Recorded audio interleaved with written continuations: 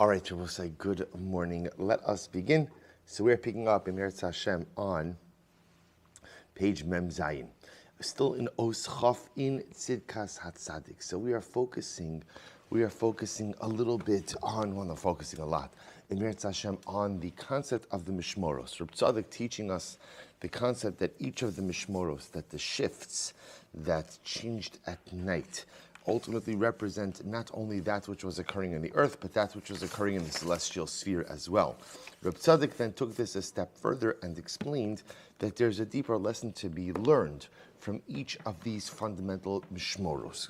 So it's a deeper lesson to be learned from each of these mishmoros or ashmoras, and ultimately again, so we began to see, we saw in the first mishmar was the donkeys. We learned the lesson on the donkeys. Yesterday we started with the second mishmar, which is when the dogs are barking. So Tzaddik started speaking about the concept, what do we learn from the dogs, the barking of the dogs, but the shortcoming of the dogs. The dogs really only focused and occupied with themselves and their own needs. Reb Tzaddik then goes on and he says something really beautiful, but he says, yet the dogs know their master.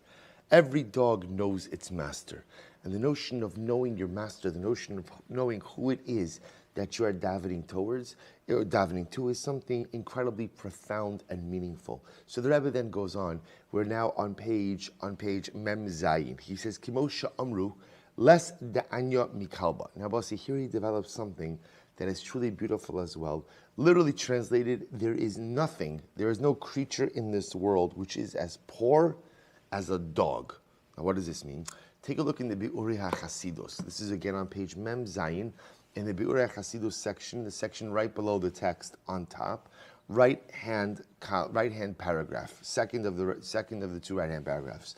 The koach zeh shel tefila novea mehakaras ha'adam eshifluso v'chesronosav v'omed umevakish me'akadosh baruch hu ke'ani kimo she'amru Chazal les ta'anya mekalba ein nivra ani yoser v'chaser v'yoser min hakelev shemizonosav mu'atin me'achar shein adam chas alav lo seis lo mizonosav. Now I will say, now understand, the Reb Tzaddik's conception of a dog and the dog in a person's life is very different than today. Right? So Reb Tzaddik is coming from a Chazal kind of perspective that people you didn't take a dog into your house and raise it like a child and go ahead and feed it and give it a place to sleep. Dogs were in the field. They were outside. So as such, again, Chazal said, less anya mikalba, a dog was often an impoverished animal. Because what did it subsist on? It subsists on scraps, right? Whatever it was able to scavenge, whatever it was able to get, that's ultimately what the dog had. Now watch this. He says, Ubetokef hastaras hadas, v'achisarn habihirus ba'avodas Hashem, b'chashkas lel, nechshava adam la'ani. So he says something very interesting. So the dog, Chazal called the dog an ani. The dog was a pauper. So says Reb Tzaddik, so what's the lesson? What's the message for us in that? He says, listen to what he does. So now, remember, the second mishmar is when the dogs are barking. There's a lesson to be learned from each and every mishmar.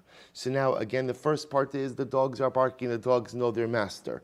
But yet the dogs only look out for themselves. The dogs have chutzpah, all that we discussed yesterday. But the dog is also called a pauper. The dog is called an ani. So what's to be learned from that? So Reb Tzaddik says, what is an ani? He says, ein ani ela bidas.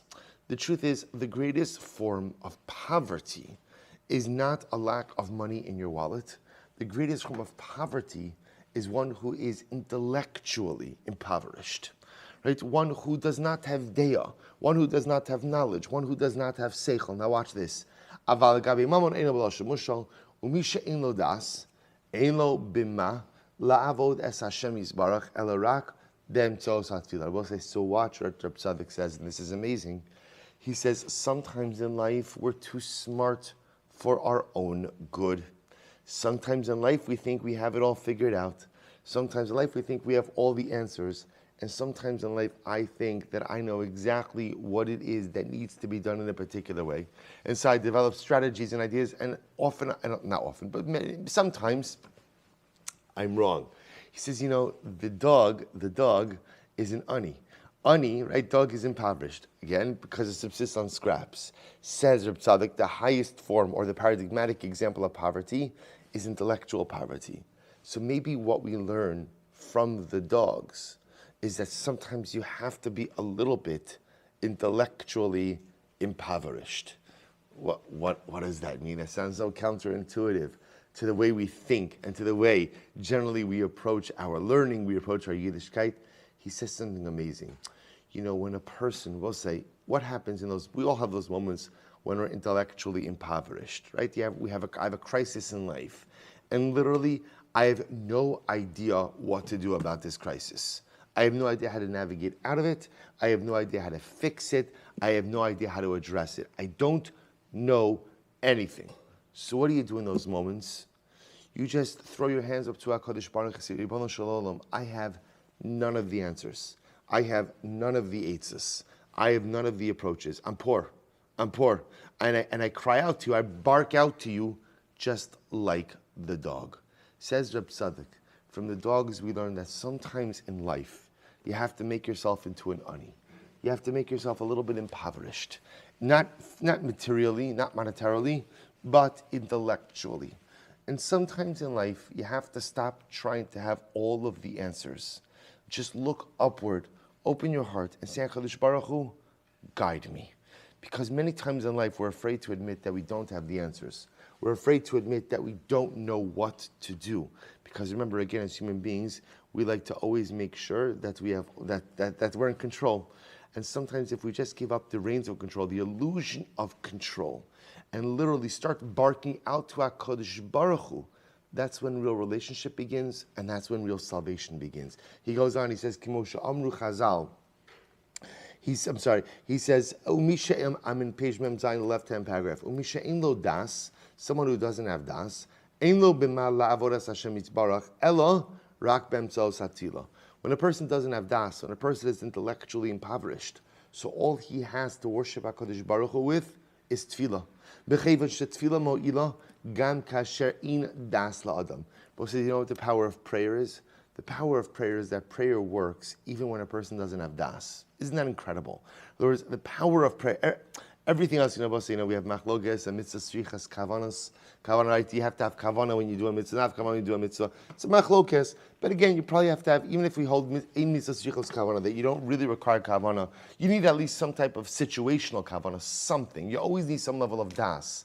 Yet, amazing enough, says Reb Tzaddik, the one thing, oh, did it go off? I'm sorry.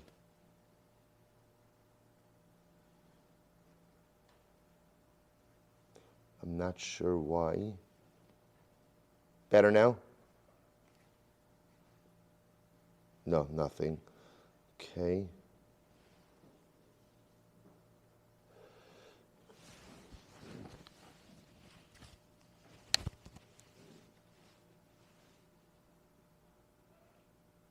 How's that? Good? All right. Sorry about that. It must be a microphone issue. I'll keep it here just in case. I'll keep it on. It looks cool. All right, excellent. All right, I'll say sorry about that. Okay, so Reb Tzaddik says that halacha l'maisa, he goes on, he says, that sometimes when a person doesn't have das, the only thing that they could use in their avodas Hashem is tefillah. Kimo she'amru chazal b'shmos rabba, she'omru mi'Yisrael HaKadosh Baruch Hu, aniyim anu ve'in anu lahavi karbanos. Klal Yisrael says to HaKadosh Baruch Hu, we're aniyim, we don't have, we'll see this medrash tomorrow. It says, Amar lo Yisrael, ein lanu yodim lilmod sa'ayin sham. So we'll actually stop over here. We're going to pick up with that medrash tomorrow. But again, because that medrash actually is a bit more involved and actually quite beautiful. But again, Reb Tzaddik leaves us with this idea, and this is really incredible. I will say what you're seeing over here by Reb Tzaddik is one of the tenets of Hasidus, which actually is something exceptionally profound, this notion that sometimes a person has to impoverish themselves in order to give themselves over wholly to HaKadosh Baruch Hu.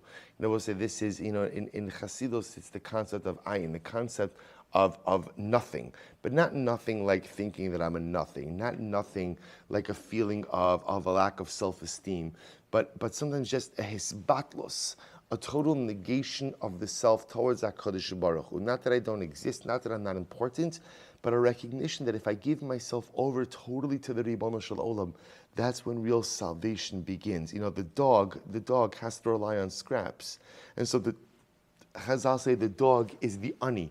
So therefore, says Reb Tzaddik at the second Mishmar, when the dogs are barking, we remind ourselves that we have to be like the dogs. Again, we'll see more tomorrow with the dogs, but Lamaisa, the dog is poor, the dog is impoverished. So too, really two lessons.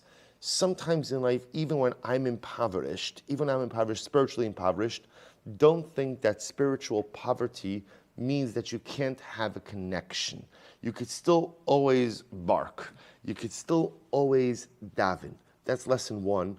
Lesson two is the need sometimes to actively impoverish myself. The need sometimes to go ahead and let go of the illusion of power. Let go of the illusion of control and just give myself over in totality to the Ribono Shel Olam. We'll stop it over here, so we're going to pick up with this theme. We're going to spend one more day on the dogs, and then Amir Hashem will continue to the next Mishmar. Shkoyach.